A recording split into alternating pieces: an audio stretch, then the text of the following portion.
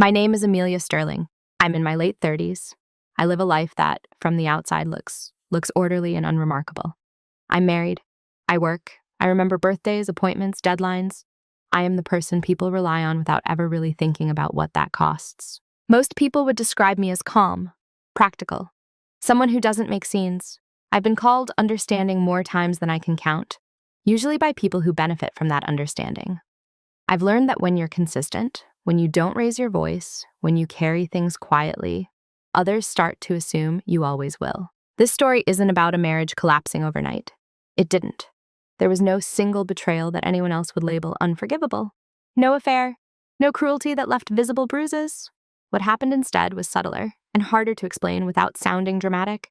My husband forgot our wedding anniversary and booked a golf trip instead. That sentence alone doesn't explain why this matters. People hear it and shrug. They laugh. They say things like, men are bad with dates, or at least he was honest, or you're overthinking it. And for a long time, I agreed with them. Or at least I pretended to. This isn't a story about revenge. I didn't punish him. I didn't embarrass him. I didn't explode or issue ultimatums. What I did was quieter than that. I made a decision the night I realized something simple and devastating. Neglect becomes clear when priorities speak. What you're about to hear is the emotional journey of a woman who was never shouted down, never forbidden from speaking, just slowly edited out of importance. It's about how that kind of neglect reshapes you. How does it train you to minimize yourself? And how awareness, once it arrives, doesn't always announce itself with anger. Sometimes it arrives with stillness. I'm telling this story honestly, not to vilify anyone, and not to present myself as flawless or heroic. I stayed longer than I should have. I ignored things I understood perfectly well, and I accepted explanations that didn't match the evidence in front of me. But this is also a story about choosing clarity over comfort, about what happens when you stop asking to be seen and start paying attention to what people actually choose. Before I go any further, I want to ask you something gently, without judgment. Have you ever realized that the absence of effort hurts more than any argument ever could? For a long time, I believed my role in people's lives was simply to make things smoother. I was the one who remembered, the one who adjusted, the one who filled in the gaps so no one else had to notice they were there. If a dinner needed to be rescheduled, I moved my plans. If someone forgot something important, I reminded them, gently, without making it a problem. I thought this made me considerate, mature, easy to love. To my husband, I was solid. That was the word he used most often. Solid like a schedule that never changes. Solid like furniture you stop noticing because it's always in the same place. He trusted me completely, not because I demanded anything, but because I never disrupted his world. When people asked him about me, he spoke warmly but vaguely.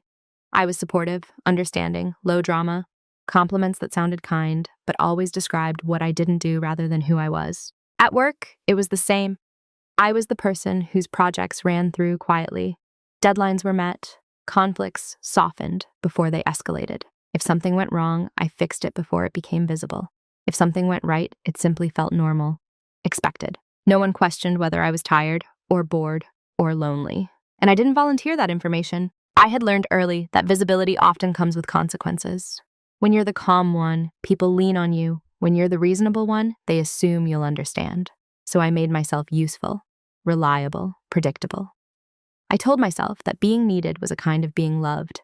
What I didn't realize was how quietly that identity can shrink you. Over time, my needs became negotiable, flexible, optional. If plans conflicted, mine were the ones that moved. If time was limited, my share was the one that disappeared.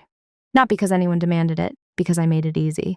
There was never a conversation where someone said, "You matter less." There didn't need to be.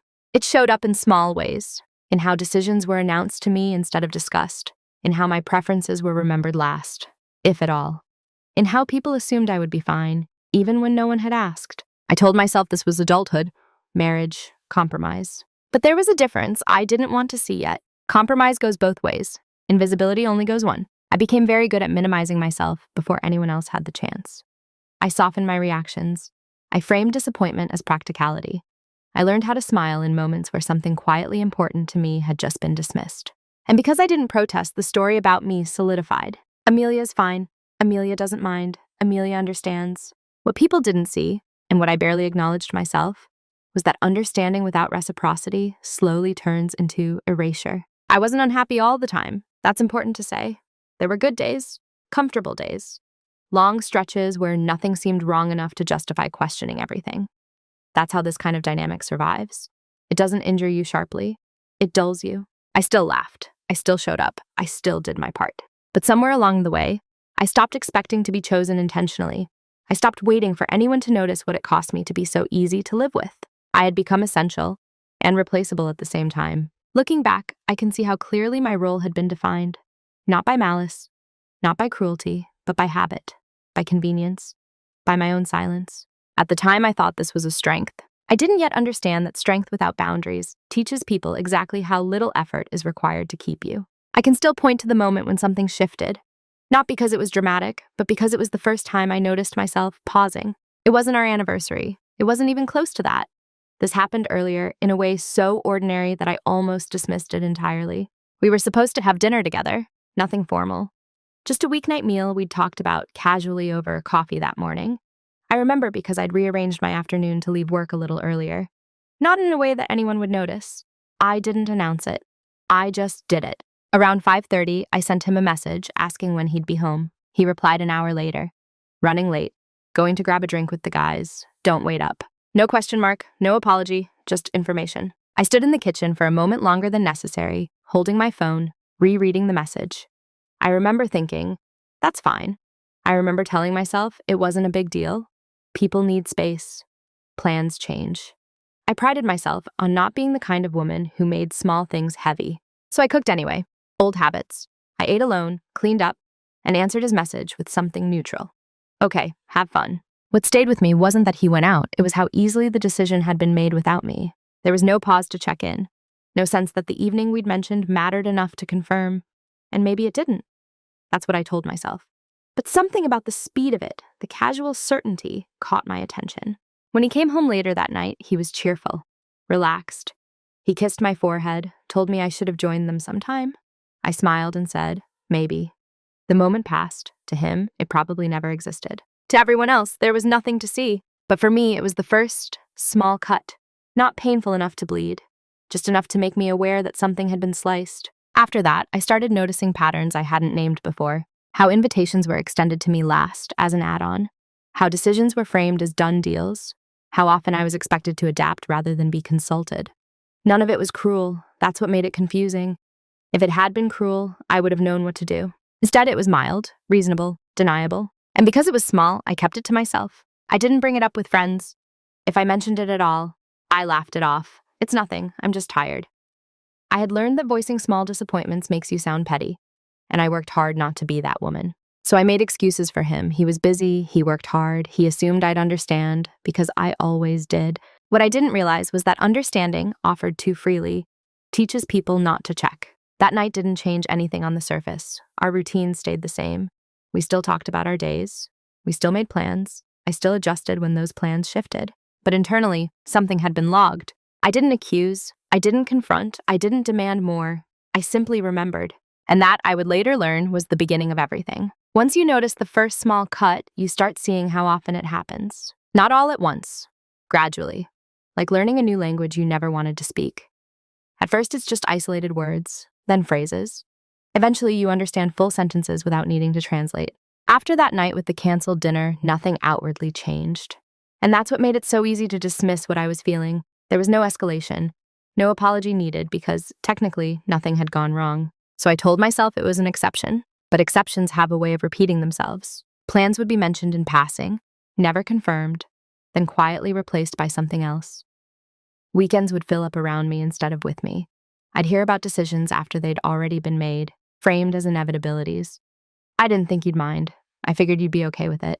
And I usually was, or at least I said I was. I learned to preempt disappointment by lowering expectations. I stopped looking forward to things until they were already happening. I told myself that flexibility was maturity, that needing reassurance was insecurity, that asking to be prioritized was somehow asking for too much. The dangerous thing about normalized disrespect is that it rarely feels like disrespect while it's happening. It feels like practicality, like adulthood, like being reasonable in a world where everyone is busy. And I wanted to be reasonable. When friends asked how things were going, I said we were good, because we were on paper. There were no fights to report, no betrayals to explain, just a faint, ongoing sense of being slightly out of step with my own life. Sometimes I would catch myself rehearsing conversations I never had. I imagined how I might explain what was bothering me, only to discard the words before they ever reached my mouth. It sounds silly. It's not worth starting something. He didn't mean it. Intent became my shield.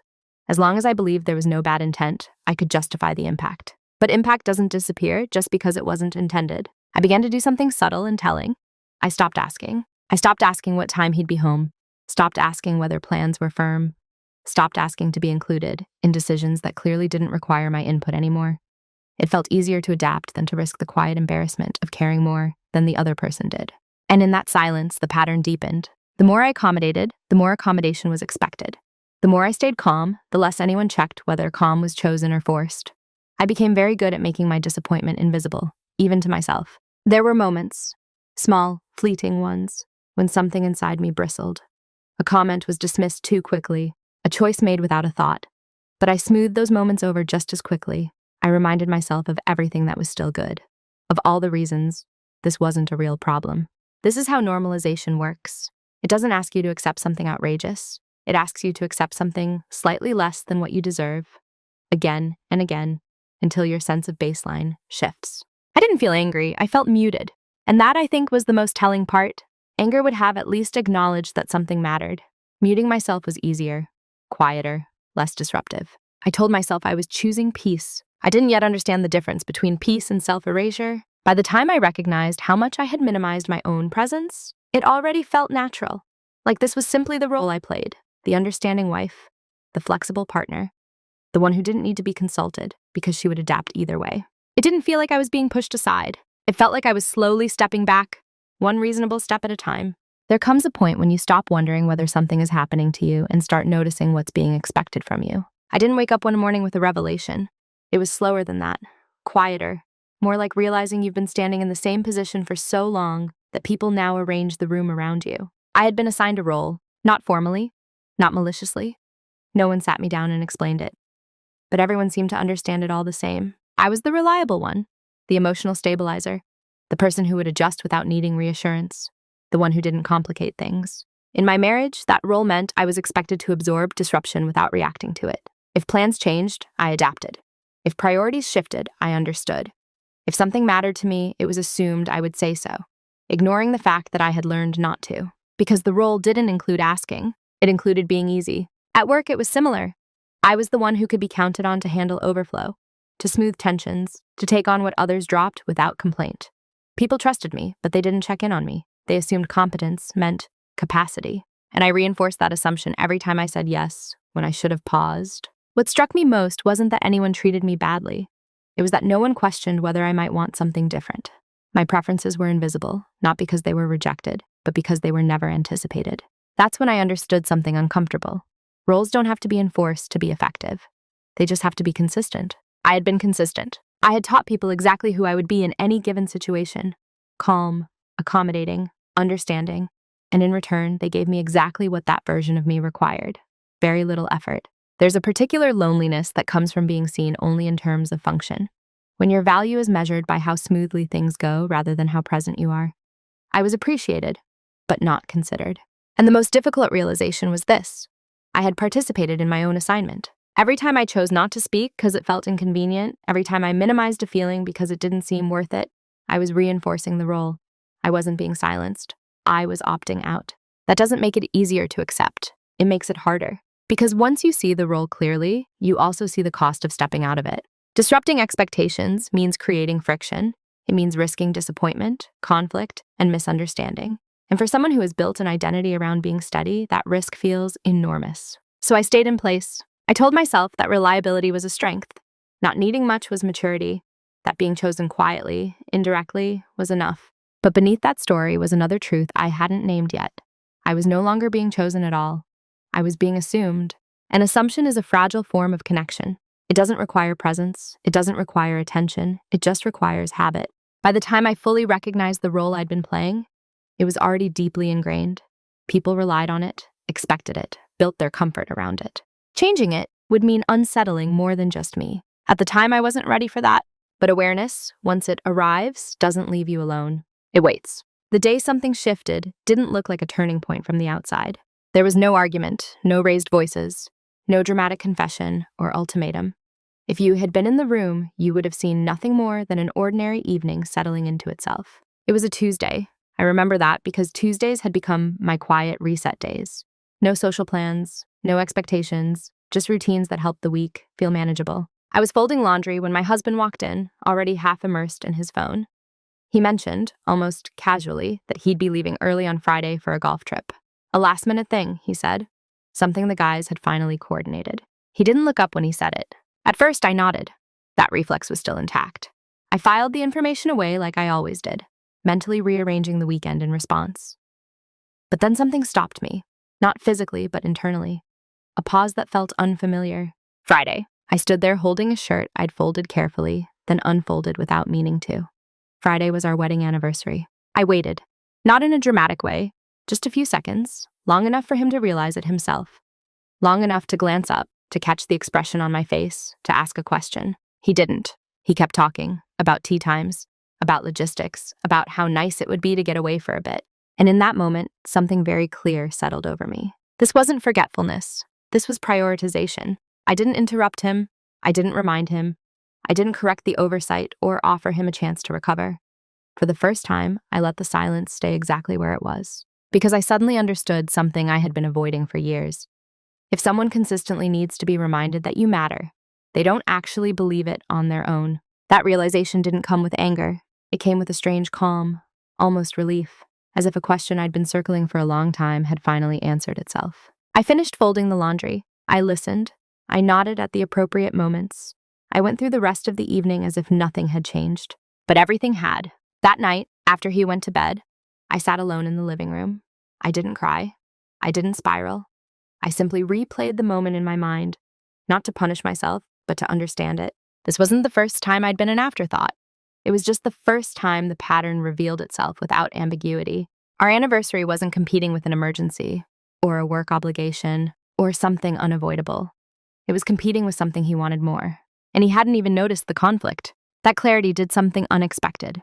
It removed the need to explain, to justify, to ask for understanding. I realized that any conversation I initiated would only address the surface issue, the forgotten date, not the deeper truth underneath it. And I wasn't interested in surface repairs anymore. So I made a decision that night. Not a loud one. Not even a final one, at least not yet.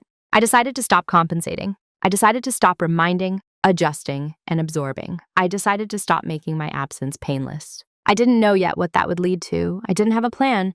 I only knew that continuing as I had been would require pretending I hadn't seen what I now clearly had. And I was no longer willing to do that. The shift wasn't visible. No one else would have marked that night as significant. But for me, it was the moment I stopped asking myself why I wasn't being chosen and started accepting the answer. After that night, nothing changed, and that was the point. At least nothing changed on the surface. I didn't confront him about the anniversary. I didn't remind him as the week went on. I didn't bring up how the date was approaching or ask what we were doing to celebrate. I let the silence remain intact, not as punishment, but as observation. For the first time, my quiet wasn't automatic. It was intentional. I wanted to see what would happen if I stopped managing the emotional labor for both of us. If I didn't smooth over gaps or correct oversights. If I allowed things to unfold exactly as they would without my intervention. The result was sobering. Friday came. He left early, suitcase in hand, cheerful and distracted. He kissed my cheek on his way out, told me he'd call later, and reminded me where he'd left the spare keys. There was no pause, no flicker of recognition, no last-minute realization. I stood in the doorway and watched him go, feeling something quiet settle into place. This wasn't cruelty, it was certain. When someone truly sees you, your absence creates friction. It interrupts their sense of normal. My absence didn't do that. It fit seamlessly into his plans. That weekend, I didn't make myself scarce in protest. I didn't withdraw affection or create tension. I simply existed without filling in the usual spaces. I didn't text first. I didn't ask how things were going. I didn't remind him to check in. When he called, I answered politely. When he didn't, I noticed. Silence, I realized, has a different texture when it's chosen. Before, my quiet had been a habit, a reflex. Now it was a boundary, one he didn't know existed because he had never pushed against it. From his perspective, nothing was wrong. I wasn't upset. I wasn't demanding. I wasn't emotional. If anything, I seemed easier than ever, unbothered, self-contained, and that was the danger. People often mistake composure for contentment. They see calm and assume consent. They see silence and assume there's nothing underneath it. He didn't ask if I was okay. He didn't ask how I'd spent the weekend. When he returned, he talked about the trip, the weather, the course, the jokes. I listened the way I always had, but I was listening differently now. I was listening for effort, and I heard none. There was no guilt in his voice, no sense that something might have been missed, not because he was unkind, but because nothing in our dynamic had taught him to expect consequences for neglect. I didn't take that personally anymore. I took it as information. Silence gave me space, not to plan revenge or rehearse speeches, but to pay attention to myself, to notice how much energy I'd been spending compensating for the imbalance, how often I'd been cushioning disappointment before it could even land. I started redirecting that energy inward, into my work, into my routines, into thoughts I'd been postponing for years. And the more I did, the clearer something became. My silence wasn't weakening me. It was clarifying to me. I wasn't waiting for him to notice. I wasn't hoping he'd suddenly understand. I was watching, learning, and adjusting, not in response to his needs, but in alignment with my own. From the outside, I looked unchanged, still calm, still agreeable, still the same Amelia. But inside, the silence had become a line I wasn't willing to cross back over. And the people around me, mistaking that quiet for compliance, never saw what was coming. What they never noticed wasn't a dramatic change in my behavior. It was the absence of something they'd come to rely on. I stopped filling in gaps, not all at once, not in a way that drew attention. I simply let certain things remain undone if they weren't mine to carry. I stopped reminding, stopped preempting, stopped translating other people's needs ahead of my own. And because I had done those things so quietly for so long, no one noticed when I didn't. At work, this was the first place it became clear. I still did my job well. That was important to me. But I stopped absorbing responsibilities that weren't mine. When deadlines were unclear, I asked for clarification instead of fixing it myself. When someone dropped the ball, I documented it instead of covering for them. Nothing about this was aggressive. It was precise. People didn't push back. They adjusted. And in that adjustment, I learned something valuable. Much of what I'd been praised for wasn't excellence. It was invisibility. Once I stopped erasing myself, systems rebalanced on their own. At home, the shift was subtler. I didn't announce changes.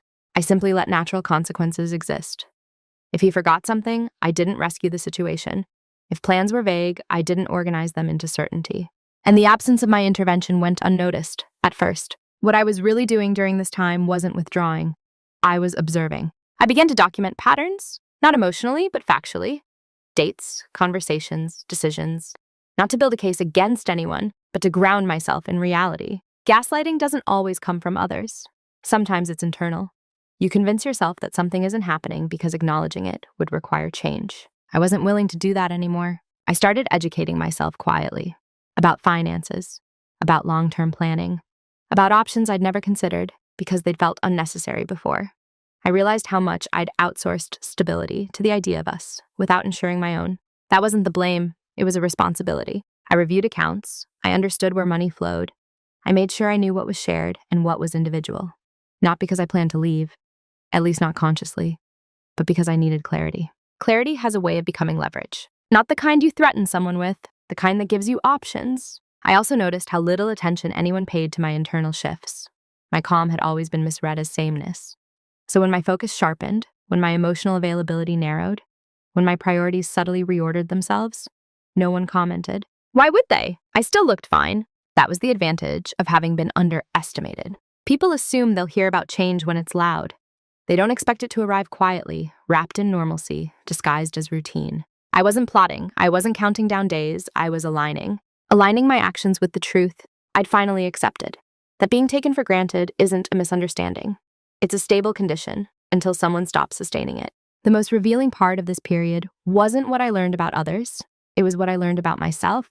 I wasn't weak for having stayed quiet. I was capable of patience, observation, and restraint. Those same traits, redirected, became strength. I stopped asking myself how to make things work. I started asking myself what worked for me. And the more I did, the clearer it became that my silence, once a liability, had become an asset. Because when people don't notice you changing, they don't prepare for the consequences. The private reveal didn't arrive as a shock. There was no single document that made my hands shake. No hidden message.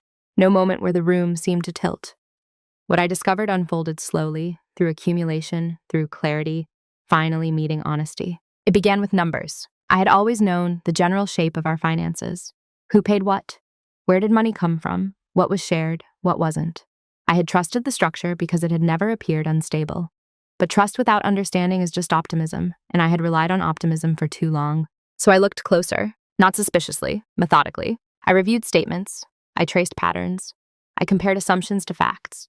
And what emerged wasn't wrongdoing or deception, it was imbalance. I realized how much financial flexibility I had quietly created over the years without ever naming it. Savings I'd built through consistency, accounts that existed because I'd been the one to think long-term, skills I'd acquired because I'd always prepared for contingencies no one else worried about. I wasn't dependent in the way I'd assumed. That was the first reveal. The second was harder to admit. I saw clearly how much of our shared life depended on my emotional labor, my planning, my remembering, my smoothing. The marriage didn't function because it was mutually maintained. It functioned because I had been maintaining it. And once I stopped doing that automatically, the structure looked thinner than I'd ever allowed myself to see. There was no villain in this realization, just a truth I had avoided because it demanded something of me. The most sobering part wasn't discovering leverage. I realized I had always had it. I just never thought I was allowed to use it. Leverage isn't always about power over someone else. Sometimes it's about power away from a situation. The ability to choose differently without collapse. The knowledge that your stability doesn't hinge on someone else's attention or approval. That knowledge changes how you breathe. I remember sitting alone one evening, documents spread neatly across the table, feeling something close to peace. Not relief, not triumph, just groundedness. I wasn't trapped, and once you know that, you can't unknow it. I didn't tell anyone what I'd learned. Not friends, not family, not my husband. This wasn't information meant to be shared. It was meant to orient me. People often imagine clarity as something loud, a confrontation, a declaration. But the most important truths are often absorbed in silence because they rewire you from the inside out. I didn't rush to act on what I'd discovered. I let it settle. I watched how my perspective shifted in small ways, how conversations landed differently, how his assumptions no longer felt binding. I noticed how often I'd once asked myself, how do we fix this? And how naturally that question had been replaced with, do I want to? That was the real reveal. Not that I could leave, but that I could choose. Choice has a gravity to it. Once it exists, everything else reorganizes around it. I hadn't made a decision yet, but the conditions had changed. The ground beneath me was no longer fragile, and because no one else sensed that shift, I was afforded something rare. Time. Time to think without pressure. Time to observe without reacting. Time to let the truth settle until it no longer frightened me. The reveal wasn't something I announced. It was something I accepted. Quietly, fully, permanently. Once you know you have a choice, you're forced to face something far more uncomfortable than staying stuck. You have to decide what kind of life you're willing to live on purpose. The decision point wasn't dramatic. It didn't arrive with urgency or fear. It came quietly during an ordinary morning when I realized I was no longer confused. Confusion had been my refuge for years. As long as things were unclear, I could justify waiting to talk, waiting to see if things improved, waiting for effort to appear on its own. But clarity removed that shelter. I could see the options plainly now, and none of them were abstract. I could stay exactly as I was, calm, accommodating, quietly diminished, and accept that this was the shape of my marriage. Not broken, not abusive, just perpetually asymmetrical. A life where I was reliable, but not prioritized, present, but not centered. Or I could demand change. That option tempted me briefly. The idea of sitting him down, laying out everything I'd noticed, asking him to finally see me. But when I imagined it honestly, I felt something unexpected. Exhaustion. Not because the conversation would be hard, but because I already knew how it would go. He would apologize. He would feel bad. He would promise to do better. And for a while, he probably would.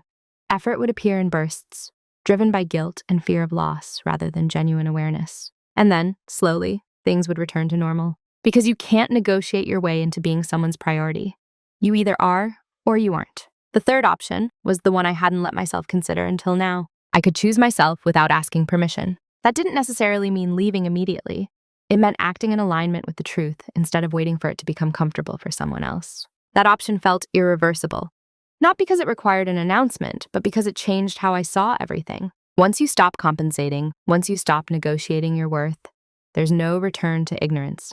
Even if you stay differently. I remember standing in the shower that morning, water running, realizing that nothing external needed to change for the decision to be made. I didn't need a final offense. I didn't need proof beyond what I already had. Neglect doesn't become clearer with repetition. It becomes clearer with honesty. The question wasn't, can this be fixed? Why would I continue to fix something alone? So I chose the path that preserved my integrity. I decided I would stop building my life around someone else's indifference. I would move forward quietly, without confrontation, without demands, without emotional bargaining. Not out of strategy, but out of respect for myself.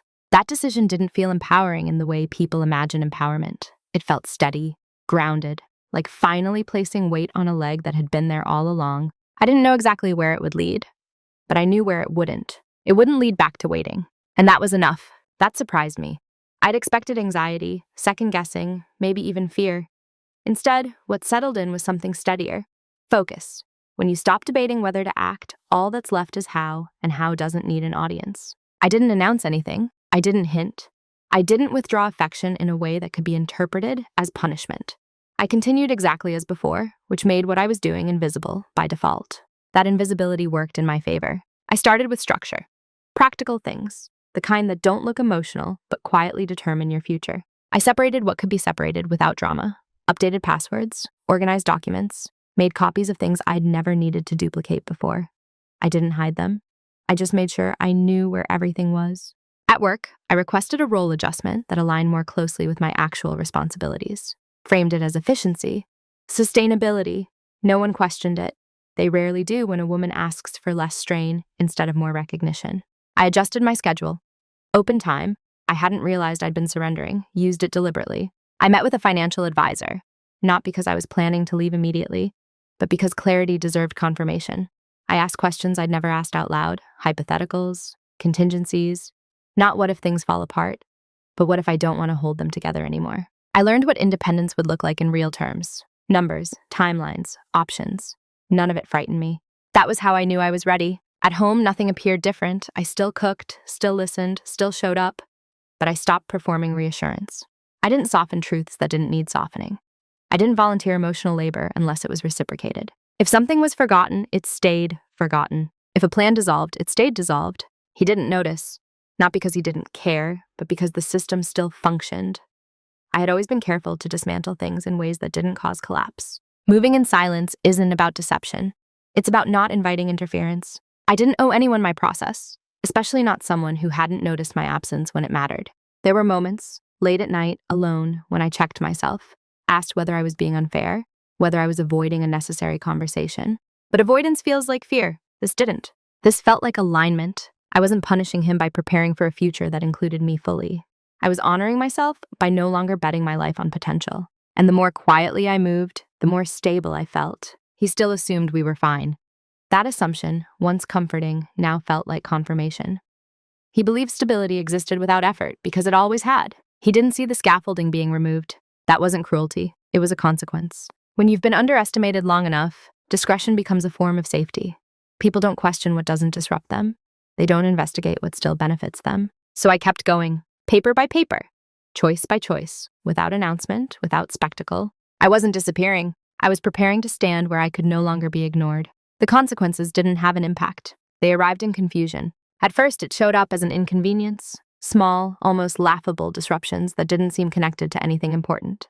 A missed reminder, a plan that didn't quite come together, a detail that slipped through because I hadn't caught it in advance. He noticed those things, but only as isolated incidents. He'd ask lightly, "Didn't we talk about this?"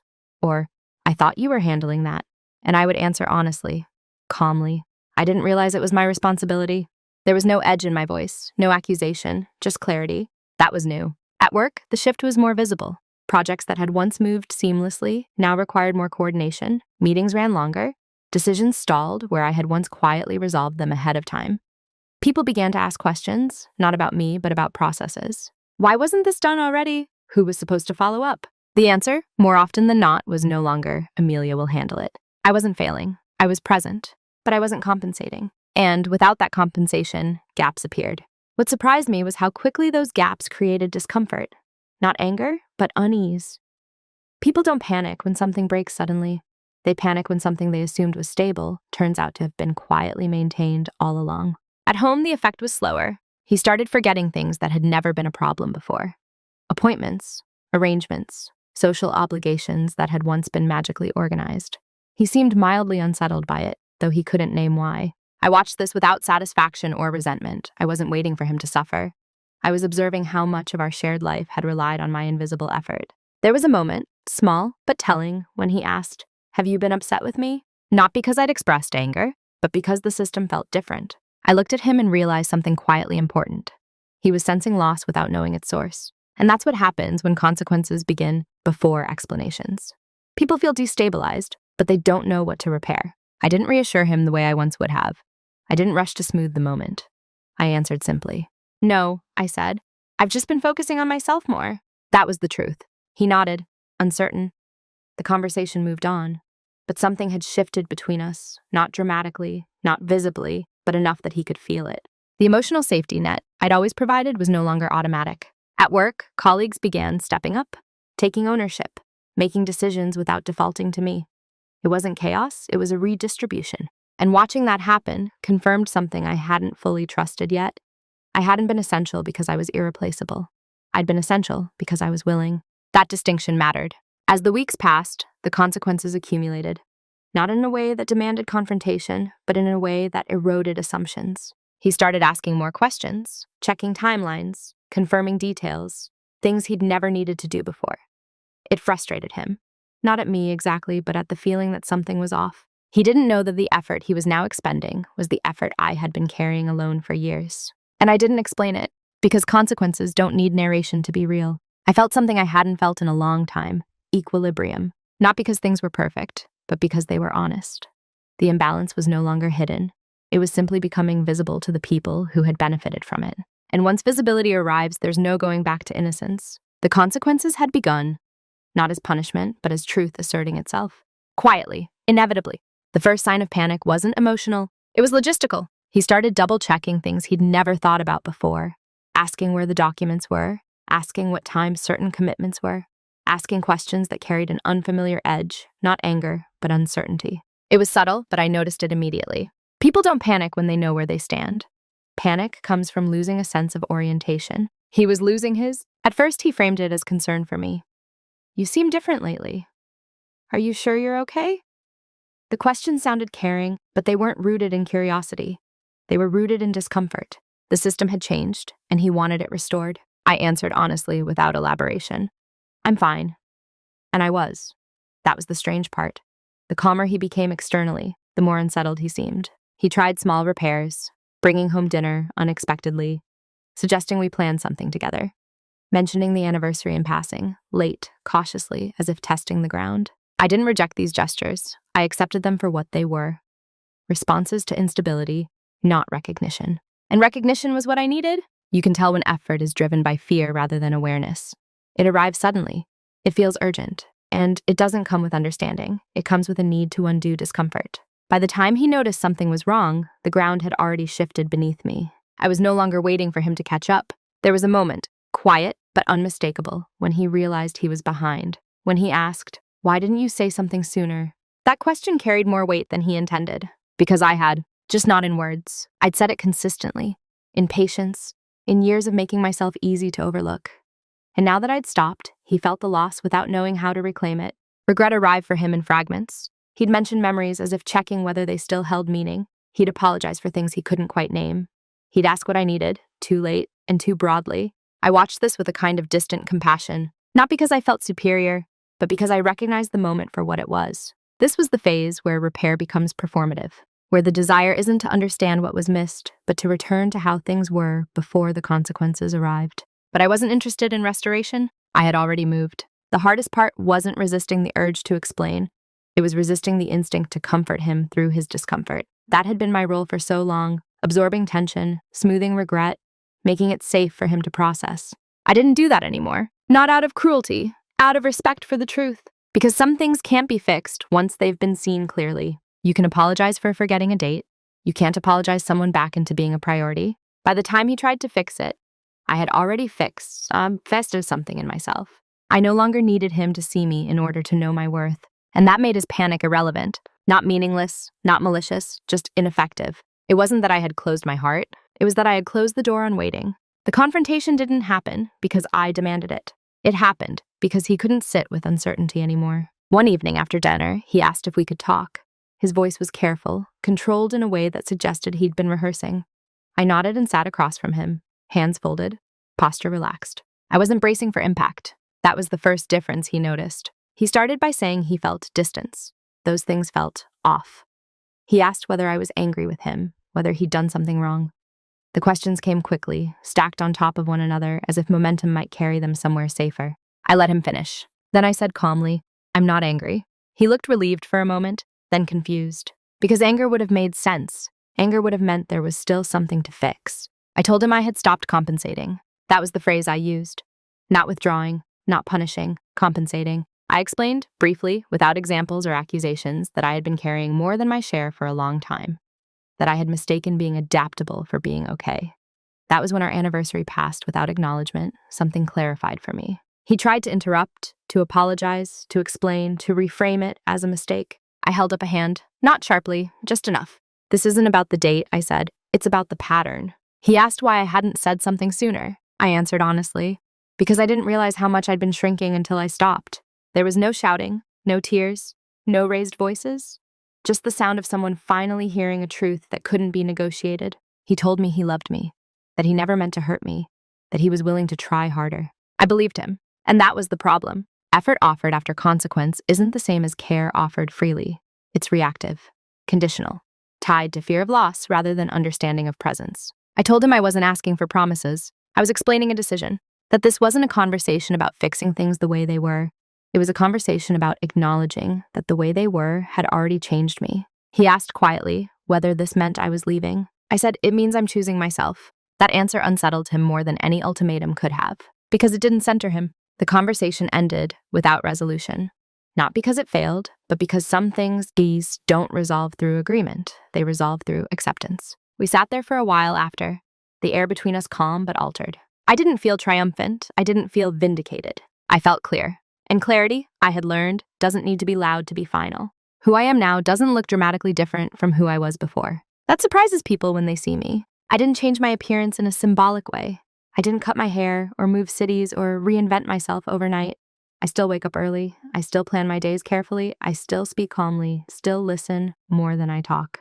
From the outside, I am the same Amelia, but the center of gravity has shifted. Before, my identity was built around stability, being the person others could lean on without hesitation.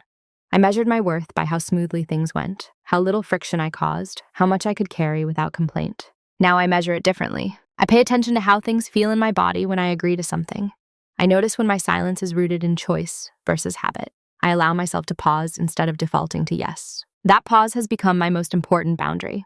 I no longer interpret discomfort as something to eliminate immediately. Sometimes discomfort is information. Sometimes it's the signal that something matters. I don't rush past it anymore. I've also let go of the need to be understood by everyone. That was harder than I expected. There's a quiet addiction to being seen as reasonable, to being the person no one questions. But being unquestioned isn't the same as being valued. Now, if someone misunderstands me because I didn't over-explain, I let that stand. If someone is unsettled by my calm, I don't rush to reassure them. Not because I want to withhold kindness, but because I no longer offer it at the expense of myself. My marriage, as it exists now, is different. Quieter in some ways, more uncertain in others. We coexist with an awareness that didn't exist before. Whether it evolves or ends is no longer something I obsess over. That, too, is a change. I've learned that clarity doesn't always give you answers. Sometimes it simply removes illusions. And without illusion, you stop performing for outcomes you can't control. What I feel most often now isn't anger or regret. It's steadiness, a grounded sense that I'm no longer disappearing inside my own life, that I don't need to announce my value for it to be real, that I can walk away from roles that require my erasure to function. I still care. I still show up where it matters, but I no longer confuse care with self-sacrifice. There's a difference. I don't know how this story ends in the traditional sense. Life rarely offers clean conclusions, but I know how I am ending this version of myself, the one who thought being easy was the same as being loved. I'm not harder now. I'm clearer, and clarity, I've learned, is the quietest form of power. I didn't tell this story to prove a point. I told it because there are so many people living inside a version of it, quietly, reasonably, convincingly, without ever being able to name what feels wrong. Neglect doesn't always arrive as abandonment. Sometimes it arrives as comfort, as normalcy, as a life that functions just well enough to keep you from questioning whether you're slowly disappearing inside it. For a long time, I thought love meant being understanding, being flexible, being the one who didn't need much. I thought maturity was measured by how little space I took up, how easily I adapted, and how rarely I asked to be centered. What I learned, slowly, reluctantly, is that love without presence isn't love. It's convenient. And convenience is a fragile foundation for a life. This story isn't about punishing someone who failed me. It's about what happens when you stop protecting others from the consequences of your absence. When you let priorities speak instead of explanations. When you listen, not to apologies, but to patterns. I didn't leave in anger. I didn't stay in denial. I chose clarity. That choice didn't make everything easy. It didn't solve every uncertainty, but it gave me something I hadn't had before: alignment. The sense that my inner truth and my outward actions were finally pointing in the same direction. If there's a moral here, it's not leave when you're neglected. It's this: pay attention to where effort flows, notice who adjusts and who assumes, and ask yourself whether your silence is peace or permission. You don't need a dramatic ending to justify choosing yourself. You don't need to be hurt loudly to be hurt honestly. And you don't owe anyone endless understanding at the cost of your own visibility. Sometimes the most powerful decision is the one you make quietly, when no one is watching, and you finally stop negotiating your worth. If this story resonated with you, I want to ask you something. Not rhetorically, but genuinely. Have you ever realized too late that you were making yourself smaller so someone else could stay comfortable? If so, I'd like to hear your story in the comments. Cảm ơn bạn đã theo dõi. Hãy bấm đăng ký và bật chuông để luôn cập nhật nội dung mới.